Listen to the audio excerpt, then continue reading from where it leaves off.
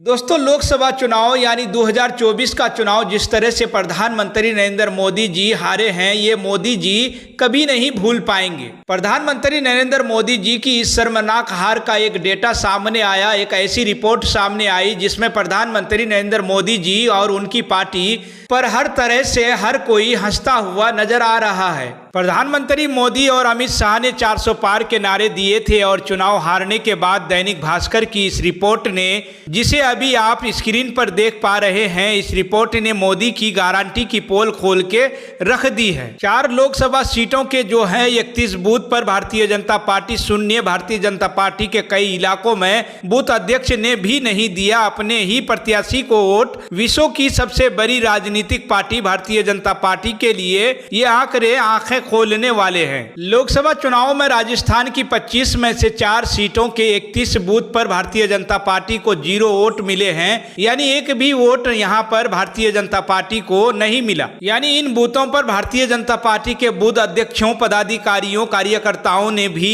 अपनी पार्टी को वोट नहीं दिया। प्रदेश के करीब 52,000 पोलिंग बूथ के आंकड़े खंगालने के बाद ये चौंकाने वाला तथ्य सामने आया, जिसे दैनिक भास्कर ने रिपोर्ट किया। ये बूथ है सीकर, झुंझुनू, जयपुर शहर और बाड़मेर जैसलमेर लोकसभा क्षेत्र के। जयपुर शहर को छोड़ दें तो बाकी 3 सीटों पर भारतीय जनता पार्टी को हार का सामना करना पड़ा था। वहीं दैनिक भास्कर का कहना है कि जब कुछ बूथ अध्यक्षों से बात की और इसका वजह जानने की कोशिश की तो उन्होंने बात करने से दोस्तों इनकार कर दिया। यानी सोचने और समझने वाली बात यह है कि भारतीय जनता पार्टी, जो कि सबसे बड़ी पार्टी दुनिया में खुद को मानती है, ऐसे 4 लोकसभा सीट हैं और 31 बूथ है जहां भारतीय जनता पार्टी को उनके अध्यक्ष, उनके कार्यकर्ता, उनके पदाधिकारियों ने भी वोट नहीं किया। और ऐसा राज्य बना राजस्थान। इस रिपोर्ट को देखिए, कैलाश चौधरी जो है वो 28 बूथ पर शून्य वोट से हारे हैं। मंजू शर्मा जयपुर से चुनाव जीती हैं, लेकिन एक बूथ पर उनका वोट जो है बिल्कुल शून्य है। स्वामी सुमेध आनंद जो है वह चुनाव हारे हैं और एक बूथ पर उन्हें शून्य वोट मिला है। वहीं शुभकरण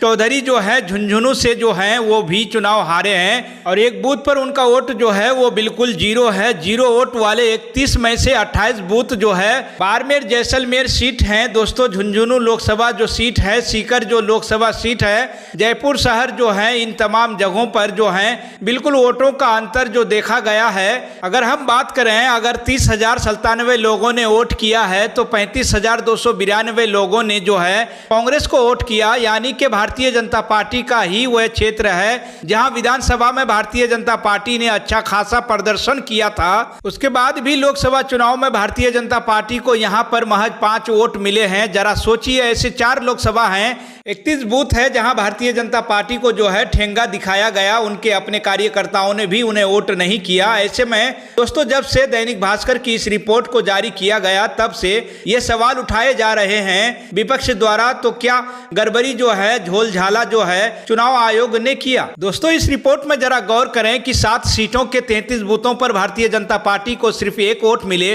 प्रदेश की 7 लोकसभा क्षेत्र के 33 बूथ ऐसे हैं जहां भारतीय जनता पार्टी के प्रत्याशी को केवल 1 आदमी ने वोट किया। इन 33 बूथों में से 25 बाड़मेर जैसलमेर लोकसभा क्षेत्र के हैं, जिसके बारे में मैं आपको बता रहा था। इनमें केंद्रीय मंत्री गजेंद्र सिंह शेखावत जो है, केंद्रीय मंत्री भूपेंद्र यादव भी शामिल हैं। यानी इन्हें महज 1 वोट मिले इन तमाम क्षेत्र में। इन बूथों पर जोधपुर लोकसभा में केंद्रीय मंत्री शेखावत को 2 बूथों पर केवल जो है 1 वोट मिला है। यानी कुल मिलाकर के देखा जाए तो भारतीय जनता पार्टी का प्रदर्शन जो है वह राजस्थान में बहुत ही खराब रही और प्रदर्शन बहुत खराब रहा। और अब बात करते हैं, अगर की हम अलवर की बात करें, जोधपुर की बात करें, जयपुर शहर की, सीकर, दौसा, भरतपुर, इन तमाम इलाकों में जो है भारतीय जनता पार्टी महज अलग अलग बूथों पर जो है शून्य या फिर 1 सीट जीतती हुई नजर आई है। भारतीय जनता पार्टी राजस्थान में 11 सीटें जीत गई, यही बड़ी बात है। वरना भारतीय जनता पार्टी राजनीतिक मजबूती से चुनाव तो नहीं जीत सकती थी,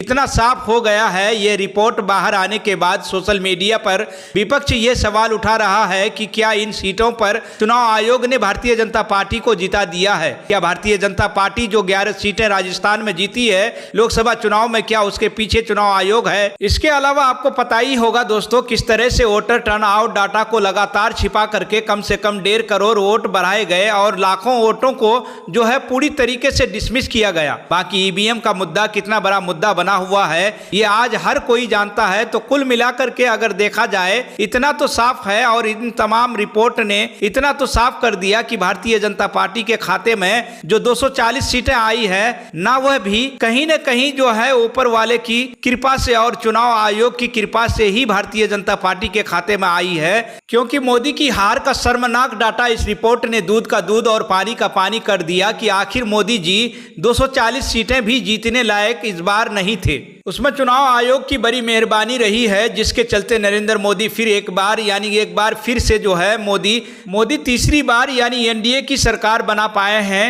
तो दोस्तों जरा सोचिए, भारतीय जनता पार्टी जिस मोदी के चेहरे पर चुनाव लड़ी, जिस मोदी की गारंटी पर चुनाव लड़ा गया, वो भारतीय जनता पार्टी कई बूथों पर यानी 31 बूथों पर जो है शून्य वोट उन्हें मिला है। यानी एक सिंगल पर्सन ने भी उन्हें वोट नहीं किया। उनके अपने कार्यकर्ता, अपने पदाधिकारी, अपने अध्यक्ष जो हैं उन्होंने भी वोट नहीं किया। यानी भारतीय जनता पार्टी के अंदर भी लोग इस बार नहीं चाहते थे कि लोकसभा चुनाव में भारतीय जनता पार्टी को पूरी तरीके से हराने का मन जो है वह पार्टी के अंदर के कार्यकर्ताओं ने भी बना लिया था।